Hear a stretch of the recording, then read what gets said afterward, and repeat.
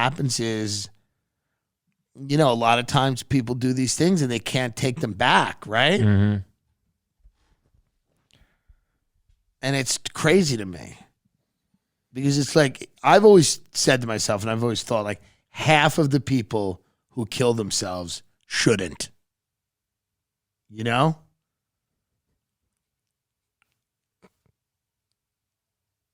%50 of the people who take their own lives should not do it. I'm guessing that if I sat down with all of the people who've done it, would I be able to make a rousing defense of 50%? No. I mean, I'm just saying statistically, there's 50% I'd go, well, or, you know, I mean, it's, I don't, you know, endorse violence, but, you know. Mm-hmm. But no, this sucks, dude. And it's like, and I feel bad because we used to prank call the suicide hotline, dude. Really? Oh, all the time. Dude, when I grew up, let me tell you something right now. What do you mean, really? You're acting surprised? Isn't that like highly illegal? Stop. We used to do it from a payphone. Okay. That's amazing. So here's what we used to do. We used to call, there's a few hotlines we used to call. We used to call the National Runaway Switchboard and say we were runaways. Okay. We used to call the Covenant House 9 line, where we would call 1-800-999-9999. And the Covenant House 9 line was like just a crisis hotline. And all they were allowed to say is inappropriate. So like we were like dumb young kids, you know? And like they'd be like 9 line, and I'd be like, you want to see my pussy? And they'd be like, and then the woman would just go inappropriate and hang up the phone. Inappropriate. It was like one gay guy used to answer all the time. He's like, hello, Covenant House 9 line. And I'd be like, you want to see my pussy? And he'd be like, inappropriate. And then like a Spanish woman would answer all the time. And she'd be like, Covenant House 9 line. And I'd be like, I'm having problems with my mom. And she'd be like, yeah, why? And I'm like, she fucks me in my ass.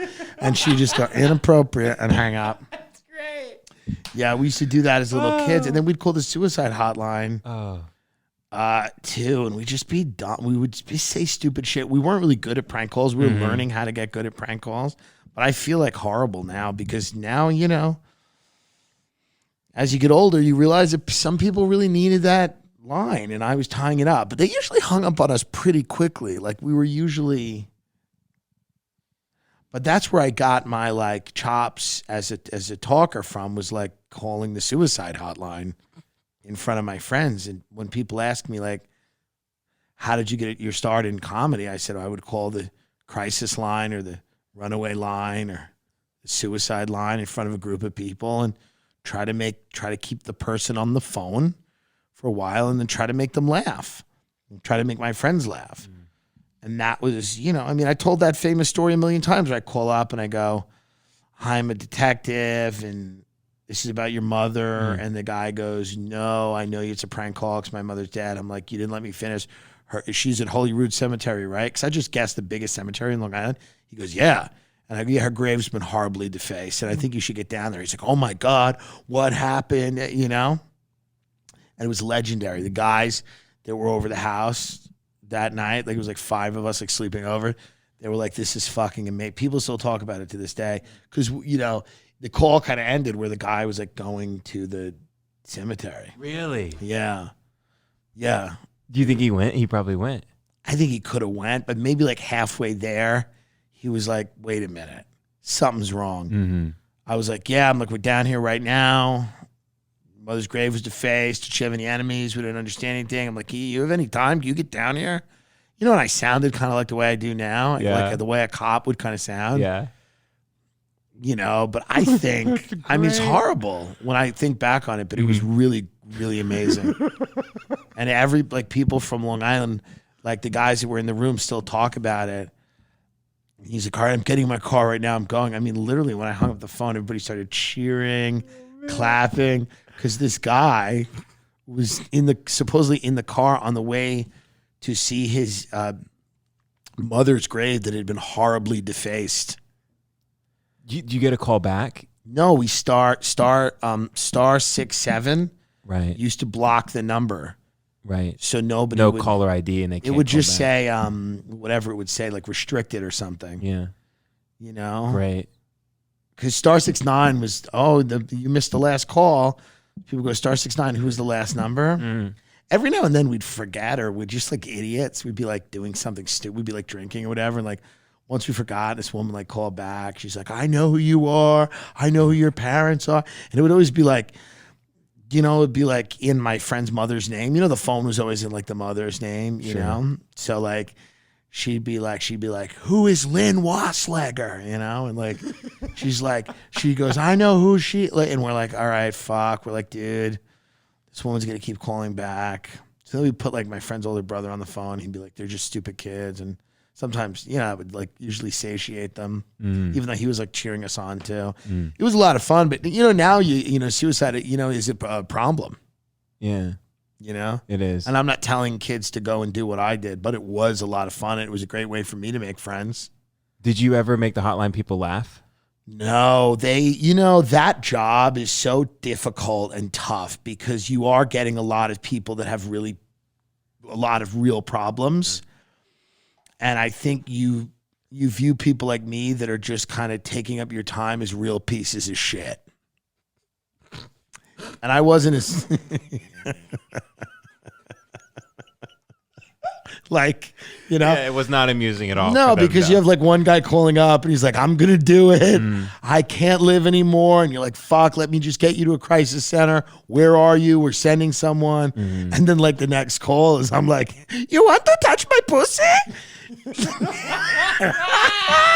Like none of them were like, oh, what a welcome comic relief. Yeah. Like nobody working at like the suicide hotline was like, thank God.